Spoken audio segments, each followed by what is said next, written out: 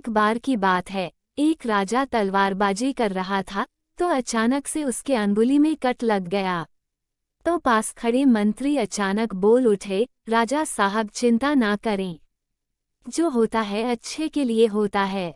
ये सुनते ही राजा को गुस्सा आ जाता है।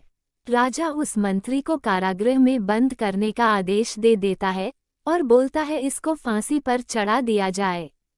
ये सुनकर मंत्री घबरा गया। उसने राजा से निवेदन किया, महाराज, मैंने आपके यहाँ इतने वर्षों तक काम किया है, क्या आप मेरी अंतिम इच्छा पूरी नहीं करेंगे? राजा बोला, ठीक है, बताओ क्या है तुम्हारी अंतिम इच्छा? मंत्री बोला, कृपया मुझे 10 दिन का समय दीजिए, उसके बाद आप मुझे जो चाहे वो सजा दे दीजिए। राजा ने उसकी अंतिम इच्छा मान ली। राजा दूसरे दिन अपने सैनिकों के साथ जंगल में शिकार पर निकला। जंगल के बीच में राजा अपने सैनिकों से बिछड़ गए और रास्ता भटक गए। रास्ता ढूंढते हुए राजा वनवासियों के बीच पहुंच गए, जो बलि देने के लिए किसी को ढूंढ रहे थे।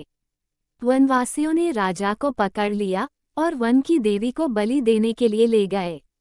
बलि देने की सारी तैयारियां पूरी हो गई। जैसे ही राजा को बलि देने के स्थान पर ले जाया गया, वहां खड़े बुजुर्ग की नज़र राजा की खंडित अंगुली पर पड़ी। उसने आवाज लगाई कि ये तो खंडित है, इसकी बलि नहीं दी जा सकती। तो वनवासियों ने राजा को छोड़ दिया। राजा जैसे तैसे वहां से निकला और अपने राज्य पहुंचा। सबसे पहले कारागृह में अपने मंत्री से मिलने पहुंचा। राजा ने मंत्री से कहा, आपने सही कहा था, अगर मेरी अंगुली नहीं कटी होती तो मैं जिंदा नहीं होता, यानी जो होता है वो अच्छे के लिए होता है। राजा ने फिर पूछा, मेरा तो फायदा हुआ, लेकिन आपका कैसे फायदा हुआ? मैंने तो आपको सजा दी।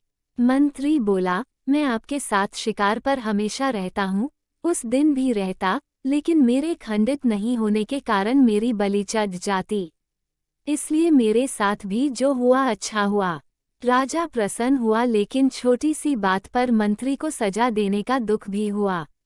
इसलिए राजा ने मंत्री को कारागृह से निकलकर फिर से अपने साथ रख लिया। दोस्तों, अपने जीवन में भी बहुत से उतार चढ़ाव आते रहते हैं। कभी कभी कुछ चीजें मन मुताबिक नहीं होती हैं। इस कारण से कभी निराश नहीं होना चाहिए। हमेशा याद रखें, जो होता है अच्छे के लिए होता है। भले ही कुछ अच्छा हो या ना हो, लेकिन उस परिस्थिति के प्रति सकारात्मक नजरिया रखने से उसका प्रभाव बहुत कम हो जाता है।